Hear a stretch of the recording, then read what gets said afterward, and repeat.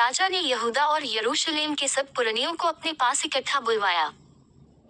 और राजा यहूदा के सब लोगों और यरूशलेम के सब निवासियों और याजकों और नबियों वरन छोटे बड़े सारी प्रजा के लोगों को संग लेकर यहोवा के भवन में गया। तब उसने जो वाचा की मुस्तक यहोवा के भवन में मिली थी, उसकी सब बातें उनको पढ़कर सुनाई। तब राजा ने खम्भे के पास खड़ा होकर यहोवा से इस आशय की वाचा बांधी कि मैं यहोवा के पीछे पीछे चलूंगा और अपने सारे मन और सारे प्राण से उसकी आज्ञाएं, चितनियां और विधियों का नित पालन किया करूंगा और इस वाचा की बातों को जो इस पुस्तक में लिखी है पूरी करूंगा। और सब प्रजा वाचा में संभागी हुई। तब राजा ने हिल्किय्याह महायाजक और उसके नीचे के याजकों और द्वारपालों को आज्ञा दी कि जितने पात्र बाल और अशेरा और आकाश के सब गण के लिए बने हैं, उन सबों को यहोवा के मंदिर में से निकाल ले आओ। तब उसने उनको यरूशलेम के बाहर किद्रोन के खेतों में फूंक कर उनकी राख बेतल को पहुंचा दी। और जिन पुजारियों को यहूदा के राजाओं ने यहूदा के नगरों के ऊंचे स्थानों में और यरूशलेम के आसपास के स्थानों में धूप जलाने के लिए ठहराया था, उनको और जो बाल और सूर्य चंद्रमा, राशि चक्र और आकाश के कुल गण को धूप जलाते थे, उनको भी राजा ने दूर कर दिया। और वह अशेरा को यहोवा के भवन में से निकाल कर यरूशलेम के बाहर किद्रोन नाले में लिवा ले गया और वही उसको फूंक दिया और पीसकर बुकनी कर दिया। तब वह बुकनी साधारण लोगों की कब्रों पर फेंक दी।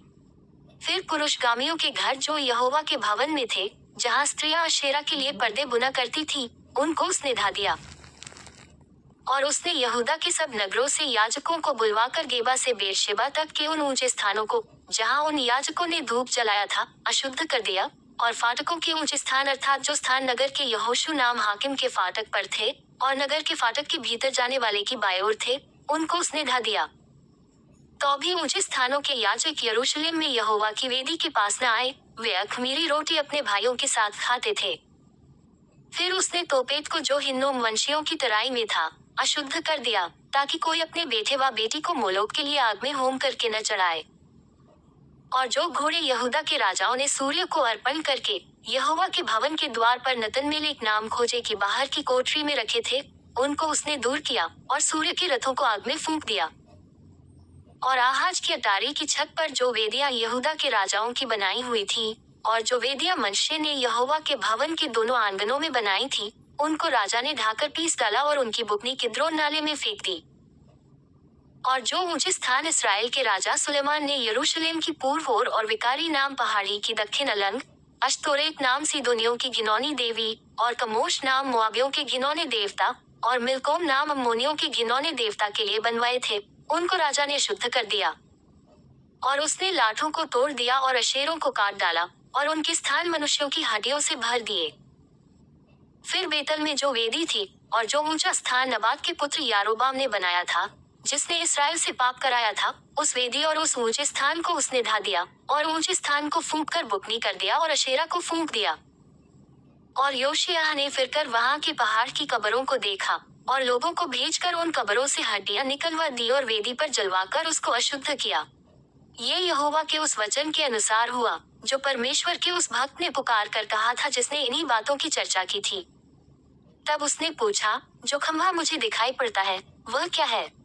तब नगर के लोगों ने उससे कहा, वह परमेश्वर के उस भक्त जन की कब्र है, जिसने यहूदा से आकर इसी काम की चर्चा पुकार कर की जो तूने बेतल की वेदी से किया है। तब उसने कहा, उसको छोड़ दो, उसकी हड्डियों को कोई न हटाए। तब उन्होंने उसकी हड्डियां उस नबी की हड्डियों के संग जो शोमरोन से आया था रहने दी। फिर ऊंचे स्थान के जितने भवन शोमरोन के नगरों में थे, जिनको इसराइल के राजाओं ने बनाकर यहोवा को रिस दिलाई थी, उन सबों को योशिय्याह ने गिरा दिया और जैसा जैसा उसने बेतल में किया था वैसा वैसा उनसे भी किया। और उन ऊंचे स्थानों के जितने याजक वहां थे, उन सबों को उसने उन्हीं वेदियों पर बलि किया और उन पर मनुष्यों की हड्डियां जलाकर यरूशलेम को लौट गया। और राजा ने सारी प्रजा के लोगों को आज्ञा दी कि इस वाचा की पुस्तक में जो कुछ लिखा है, उसके अनुसार अपने परमेश्वर यहोवा के लिए फसल का पर्व मानो। निश्चय ऐसा फसह न तो न्यायियों के दिनों में माना गया था जो इसराइल का न्याय करते थे, और न इसराइल व यहूदा के राजाओं के दिनों में माना गया था। राजा योशिय्याह के 18वें वर्ष में यहोवा के लिए यरूशलेम में यह फसह माना गया। फिर ओझे, भूत सिद्धि वाले, गृह देवता, मूर्तियां और जितनी घिनौनी वस्तुएं यहूदा देश और यरूशलेम में जहां कहीं दिखाई पड़ी, उन सबों को योशिय्याह ने उस मनसा से नाश किया कि व्यवस्था की जो बातें उस पुस्तक में लिखी थी जो हिल्किय्याह याजक को यहोवा के भवन में मिली थी, उनको वह पूरी करे। और उसके तुल्य न तो उससे पहले कोई ऐसा राजा हुआ और न उसके बाद ऐसा कोई राजा उठा, जो मूसा की पूरी व्यवस्था के अनुसार अपने पूर्ण मन और पूर्ण प्राण और पूर्ण शक्ति से यहोवा की ओर फिरा हो।